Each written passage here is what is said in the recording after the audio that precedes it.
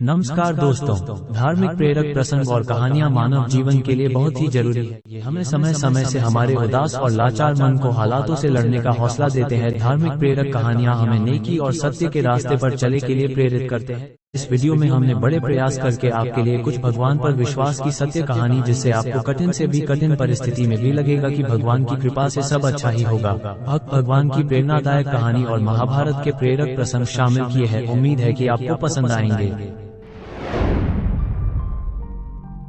बचपन से मेरे मन में भी ये सवाल था कि आखिर कैसे पृथ्वी को समुद्र में छिपा दिया, जबकि समुद्र पृथ्वी पर ही है। हिरण्यकश्यप का भाई हिरण्याक्ष ने पृथ्वी को ले जाकर समुद्र में छिपा दिया था।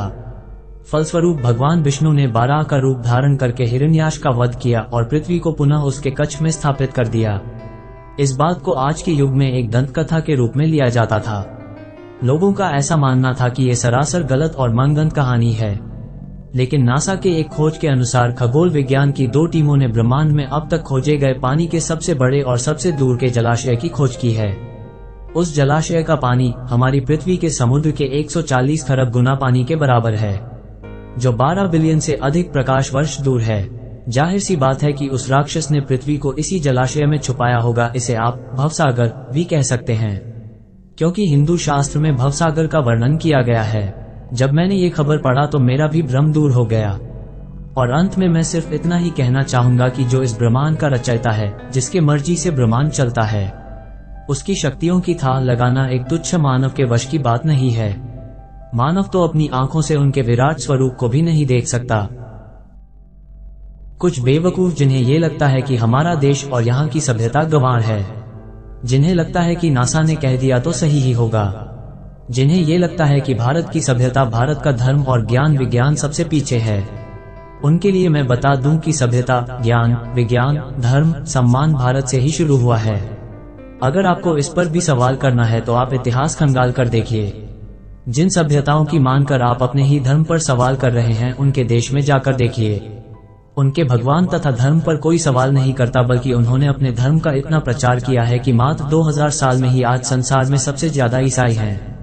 और आप जैसे बेवकूफों को धर्म परिवर्तन कराते हैं। और आप बेवकूफ हैं जो खुद अपने ही देश और धर्म पर सवाल करते हैं। अगर उनकी तरह आपके भी पूर्वज बंदर थे तो आपका सवाल करना तथा ईश्वर पर तर्क करना सर्वदा उचित है। कौन होता है नासा जो हमें ये बताएगा कि आप सही हैं या गलत? हिंदू धर्म कितना प्राचीन है इसका अनुमान भी नहीं लगा सकता नासा। जब इंग्लैंड में पहला स्कूल खुला था तब भारत में लाखों गुरुकुल थे, और लाखों साल पहले 4 वेद और 18 पुराण लिखे जा चुके थे। जब भारत में प्राचीन राज्य प्रथा चल रही थी तब ये लोग कपड़े पहनना भी नहीं जानते थे। तुलसीदास जी ने तब सूर्य के दूरी के बारे में लिख दिया था, जब दुनिया को दूरी के बारे में ज्ञान ही नहीं था।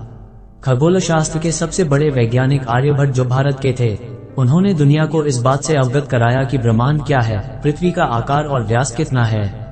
और आज अगर कुछ मूर्ख विदेशी संस्कृति के आगे भारत को झूठा समझ रहे हैं तो उनसे बड़ा मूर्ख और द्रोही कोई नहीं हो सकता। ये अपडेट करना आवश्यक हो गया था। जिनके मन में ईश्वर के प्रति शंका है, जो वेद और पुराणों को बस एक मनोरंजन का पुस्तक मानते हैं, उनके लिए शास्त्र कहता है, भगवान विष्णु के प्रति प्रीति नहीं रखने वाला अस्नेही या विरोधी, इसे ईश्वर विरोधी भी कहा गया है। ऐसे परमात्मा विरोधी व्यक्ति मृतक के समान है। ऐसे अज्ञानी लोग मानते हैं कि कोई परम तत्व है ही नहीं। जब परम तत्व है ही नहीं तो ये संसार स्वयं ही चलायमान है।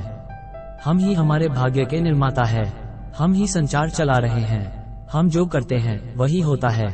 अविद्या से ग्रस्त ऐसे ईश्वर विरोधी लोग मृतक के समान है, जो बगैर किसी आधार और तर्क के ईश्वर को नहीं मानते हैं। उन्होंने ईश्वर के नहीं होने के कई कुतर्क एकत्रित कर लिए हैं। दिन और रात का सही समय पर होना, सही समय पर सूर्य अस्त और उदय होना, पेड़ पौधे, अणु परमाणु तथा मनुष्य की मस्तिष्क की कार्यशैली का ठीक ढंग से चलना, ये अनायास ही नहीं हो रहा है। जीव के अंदर चेतना कहाँ से आता है? हर प्राणी अपने जैसा ही बीज कैसे उत्पन्न करता है? शरीर की बनावट उसके जरूरत के अनुसार ही कैसे होता है? बिना किसी निराकार शक्ति के ये अपने आप होना असंभव है। और अगर अब भी ईश्वर और वेद पुराण के प्रति तर्क करना है तो उसके जीवन का कोई महत्व नहीं है। अगर आपको ये वीडियो अच्छा लगा तो प्लीज इस वीडियो को आगे बढ़ाएं, और आगे ऐसे ही वीडियो देखने के लिए चैनल को सब्सक्राइब जरूर करें।